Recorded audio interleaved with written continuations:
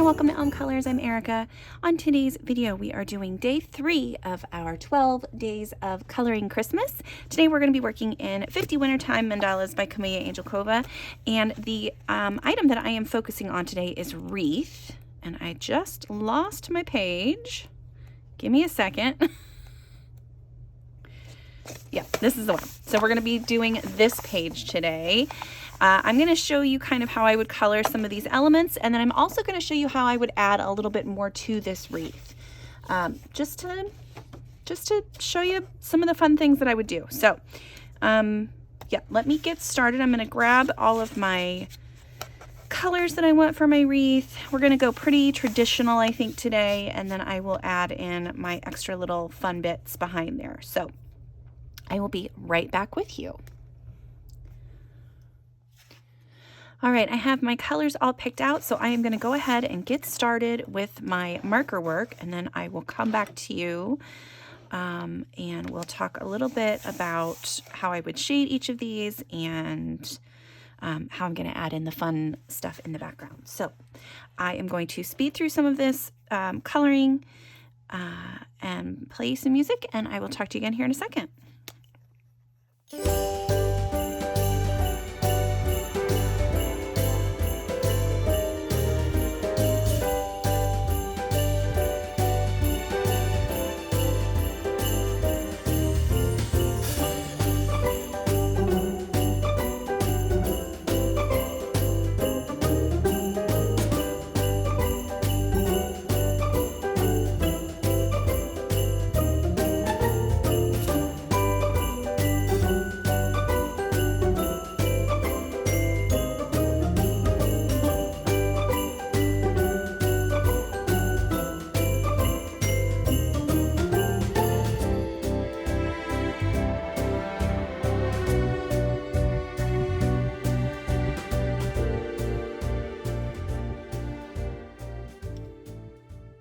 Okay, so here is the wreath. I know it's zoomed in a little bit so you can't see the whole thing, but that's all of it with just the marker work done. I'm going to first work on a little bit of this poinsettia and a couple of the berries and show you how I'm going to do those. I have 4 reddish tones pulled here. So I have permanent red, crimson red, Tuscan red, and black raspberry. And I'm going to use those same colors on all of my red pieces. So I'm going to start with the poinsettia here, and I'm just going to kind of show you what my plan is. So I'm going to start with the darkest color and just kind of color in the leaf here. So on poinsettia flowers, well, I guess they're like leaves more than flowers, which is why, you know, when you color them in, they just have all of these little bits and pieces. So I'm just going to start with that black raspberry. Now I'm moving on to the Tuscan red. I'm just going right over top of everything that I just did and shading out just a little bit from what I just colored. Okay, and then we're going to switch to the crimson red. Now, Prismas typically will smush and move for you, but on this paper, they don't like to do that very much. So you do have to work a little bit extra on this when you're using your Prismas. You can't just smush them like you normally would. I'm going to use the permanent red. And this is the color that's pretty much, it's the closest that I could find. Sorry, I'm going to turn my book here. Closest I could find to that base layer color. I might be able to bring in a pink a little bit here in a second and add some of that in. I just wanted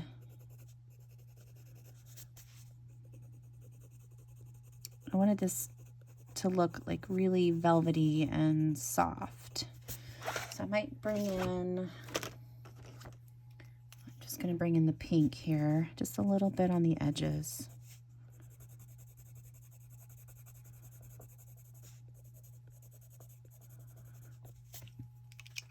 Okay, Okay, and then I can go back in. I'm going to come back in with the Tuscan red in the really darkest areas and just darken that up a little bit more. Try to blend it out. See if I can get that to blend any better. And then if not, I can come in with my colorless blender and see if I can blend this out just a little bit. With all those colors on there, it's gonna blend out pretty well. So I put a lot of pigment down on the paper, so it should blend out pretty good. So yeah, so that's what the leaves are gonna look like. I feel like that's really dark, but maybe I should, on the top ones, not be quite so harsh with the with the darker colors.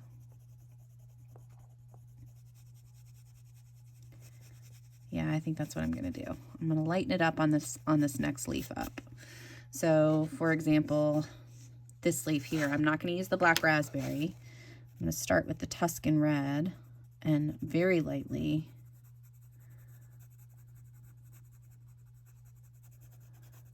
shade that.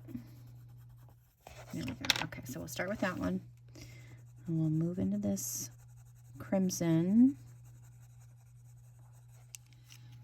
Okay, and we're going to use the permanent red.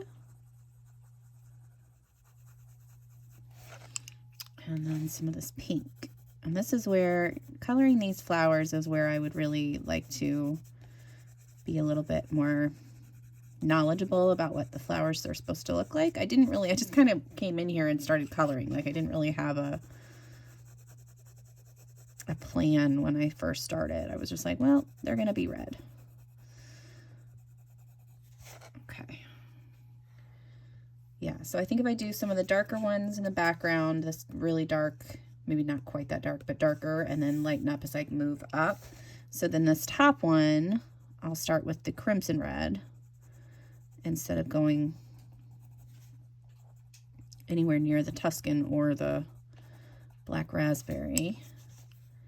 And we'll just go with these three colors instead. So the crimson red, the permanent red, and then a little bit of the pink on the top. Yeah, I think that's gonna be how it's gonna go. So we'll do the bottom leaves. So these other four, this color, then these three, this color, and then these ones at the top here, that last color combo. And then on my berries, I am going, so for the lighter ones, I'm going to use the crimson red to add a little bit of shadow. So we'll do a little shadow like that and blend it out a little bit with that permanent red. And then on the darker ones, we'll use the Tuscan red.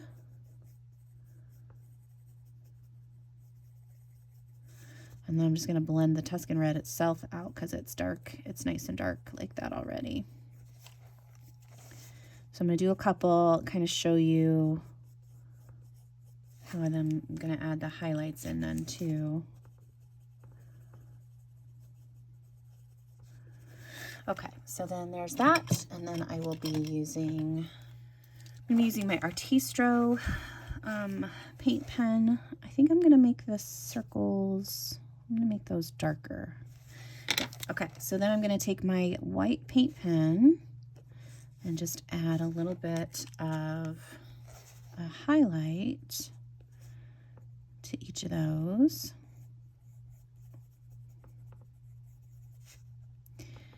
You can also come in here with your colorless blender as well if you want to blend out these colors on this Tuscan red a little bit more. Might be able to, yeah, you can use this crimson red too. It's going to change the tone of the berries just a little bit, but I think that's okay. So then I'm going to just come in and add a highlight to the berries. So that'll be what the berries look like. So I'm going to go ahead and go off camera, finish the berries and the poinsettia, and we'll come back and do the next thing. All right, so there are my berries and my poinsettia all done. I'm going to save the center part because I think I'm going to use some stickles in the center of the flower. So now we're going to work on these other flowers and the greenery. And I have a couple of pencils pulled here that I'm going to work on those with. So for these flowers down here, we're going to do these ones first. I've got, what do I have here? I have beige sienna, seashell pink, and my white. And I'm going to use the beige sienna as my darkest shadow color here. So I'm just going to go towards the center of these flowers and just add a little bit along the lines in the center here, just all the way around. And then since this is overlapping here, that whole flower or petal, that whole petal will be in shadow. Goodness. All right, and then I'm gonna get just a little bit of shadow underneath here. Okay, let me use the seashell pink to gently blend that out. And then we're going to use my white pencil to blend everything together. This time we'll use the white pencil instead of the colorless blender to blend everything out. And then if I really want to darken up the shadows again, I can come back in. I think a French gray, a nice dark French gray would probably be nice. So maybe this 70% French gray would work, and you can just kind of darken up just the areas that need a little bit of darkening up again. So around the centers of the flowers, and then where things kind of overlap a little bit, you can add the shadow back in. So that is about what the flowers are going to look like. I'll probably end up going over the lines with my white paint pen as well.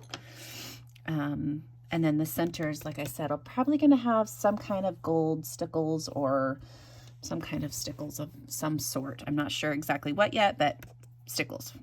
Okay, so, and then on this flower, it's going to be kind of the same thing. So I'll just show you one petal here, and it's basically going to be the same kind of thing. So I'm going to use the same colors, that beige sienna and the then we'll go to the seashell pink, which this one is just basically trying to blend out that beige sienna a little bit so it's not such a harsh transition. And then we'll go in with the white. Actually, no, because I want to add a little bit of shadow in here. Just a little, and a little bit along the edge there. So I'm going to add a little bit of this beige sienna in there. There we go. So now we'll come in with the white. It's just the same thing. So I'm just kind of pushing in and burnishing the colors all in. Okay, and then if I want to darken up where that petal overlaps, I'll just come back in with that dark French gray. Okay, so that'll be what the flower looks like there. I might, you know what? I'm going to change this one up a little bit. I'm going to do a little bit of flicking. So I'm going to use this seashell pink, and after I do my white burnishing, well, blending, I guess, I'm going to grab this seashell pink and just start doing a little flicks. And that'll change the look of that petal a little bit. Yeah, so that's what my petals are going to look like there. And then we'll also do these berries because it's the same kind of colors that I was using already. So again, we've got a little bit of beige sienna, the seashell pink, and then the white. And that'll be my berry colors. Maybe I could just do some of them with just the seashell pink. Yeah, that looks all right. Yep, so that'll be kind of the berries. So, and then where things overlap, you know, you can do your seashell pink, and then instead of even using the beige sienna, I'll just go straight to the French gray.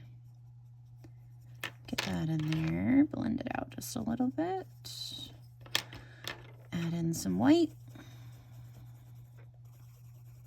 There we go, and that's what the berries are gonna look like. And then, so for my leaves, I've got a couple of different color combos here. I have, for this lighter green color, I have my Prussian green and Kelly green. And these two are gonna work beautifully to blend together for this color. So I'm starting with the Prussian green, and then I'm gonna add in the Kelly. Just kind of blend that out. I might actually, instead of the Kelly, I think I might switch to the Sap Green Light, because that's even lighter. Yeah, I think that'll be it. So we'll do that again. So I'm going to do the Prussian green,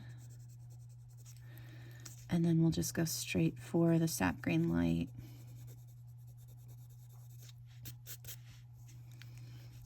Yep. You know what? I feel like that Kelly green or that Prussian green is not quite right either. So we're going to add in a little bit of peacock green. This has got a little bit of blue in it. I feel like the that Prussian green was just a little too green. I know that I'm coloring on green, but it has a little bit of a blue undertone. So yeah, we'll try that. We'll try that and see how that does. I really like that. Maybe, you guys are seeing me having to go through all of my different options. Maybe we should try this jade. Okay, let's do another one just to see. So I'm going to start with, what is this? I'm going to start with the peacock green in the darkest areas. And then I'm going to add a little bit of Prussian right over top of that. Then we'll do a little bit of Sap Green Light. And then some jade green to blend all that. All right, that looks a little bit better. Yeah, I think I like that one the best. I think. I just need to make sure that I have enough shadows between the two layers. Or like when things overlap, you want to make sure that you have a good amount of shading in there. Okay. Yep, so that's going to be those leaves. These leaves over here, same color scheme because it's the same marker base as the other flowers or the other leaves. So we'll just do, I'm using peacock green first, and then we'll do a little bit of Prussian green, some sap green. Nope, this is not sap green. This is Kelly green, and then some jade. Okay, and then I'm just going to make sure that the shadows are nice and dark in there. Okay, so there are those leaves. We've got these leaves over here, and these ones I'm just going to do pretty simply. So I have my dark green and my grass green, and I think I'm just going to stick to these two. So the dark green is just going to go along all of the little lines that are in here. And then I'm gonna just blend it out a little bit with the grass green. And that'll be basically it. I'm not doing a whole lot to these ones. Anywhere where things overlap is gonna get a little bit of extra shadow. So I'm gonna need a little bit more in this area here. And then this whole area down here would be extra shadowed. Okay, and then one more time with the grass green, just so you guys can see how that blends out a little bit. Okay, so that is that. And the same color scheme is going to be used as well for these leaves up here. So I'm gonna go off screen, take care of that stuff, and then when I come back, we can start adding some fun background elements. I'll be right back with you. Okay, so here is the finished wreath with all of the pencil work and marker work and everything done. Now I'm going to use a Polychromos pencil. So any hard oil-based pencil will work for this. You just want something that's going to keep its sharp point for a little while because we're going to do a little bit of flicking. So that's what I'm going to do to add in some extra greenery to the background here. So basically all I'm going to do is actually first what I might do, no, I'll do this first. So I was going to think about doing some background work first and then go through with my pencils, but I think I'm going to do the pencils first and then maybe add in some, maybe chalk pastel or something like that. Anyway, sorry.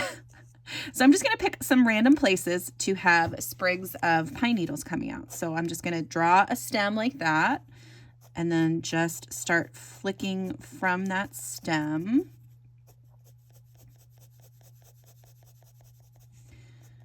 And so you can kind of see how this is going to kind of build itself up. And you can use different colors, of greens too, to get different looks. So I'll probably have this green and I will pick another darker green. Okay, so here I've got the chromium oxide green as well. And so I'm going to just kind of add a few branches kind of going at random directions.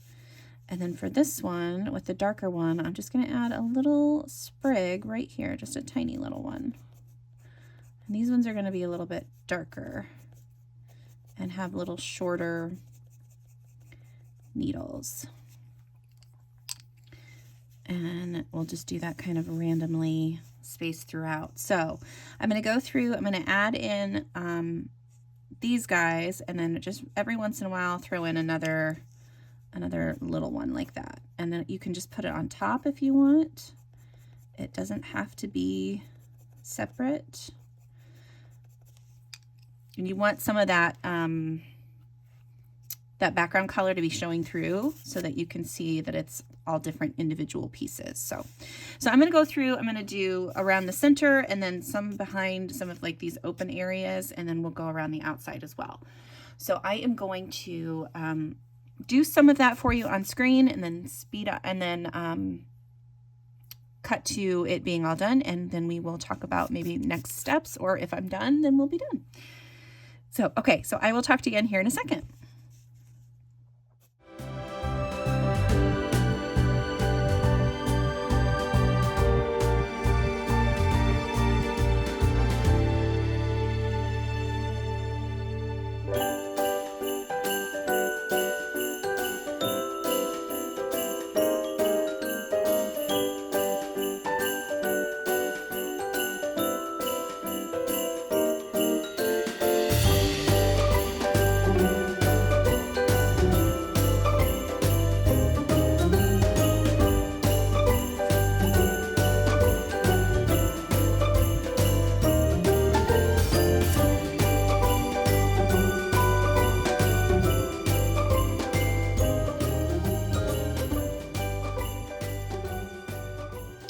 So here is all of the fun greenery added in the background. It's not a perfect circle, but I think it's good enough. I was trying to fill out things and then I kind of went farther, so it's more like an oval, and it is what it is. So I'm just going to go ahead and add in some stickles. So I have this gold stickles, and I'm just going to dot it on all of the centers of the flowers. It doesn't have to cover them completely. I'm just kind of dotting it around. And then on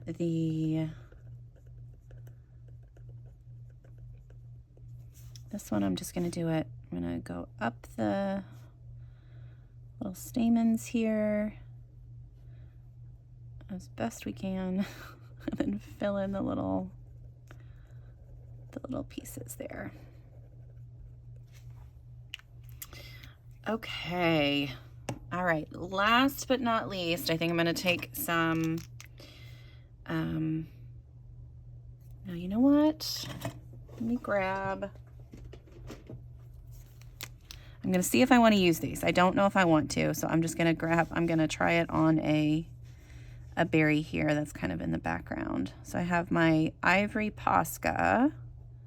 Well, I don't like it with the ivory. Maybe I'll like it with the white. No, I think I like it without, so I'm just going to get rid of that. So I'm just going to pounce it away as best I can. And then anywhere where I can just kind of use my nail and scratch that off if I don't like it.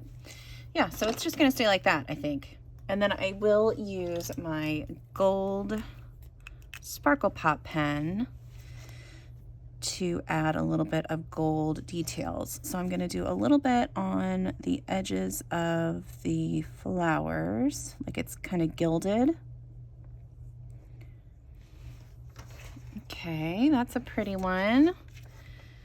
I think I might also do a little bit of gold around the outside edge of these leaves.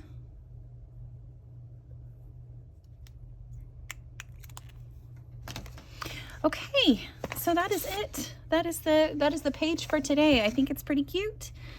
I wish my gold gel pen was a little less yellow and a little more gold, like the gold over here, but still pretty cute. All right, so that is it for today. That was day 3 of our 12 days of coloring Christmas, and I hope to see you tomorrow for day 4. All right, until next time, take care. Bye.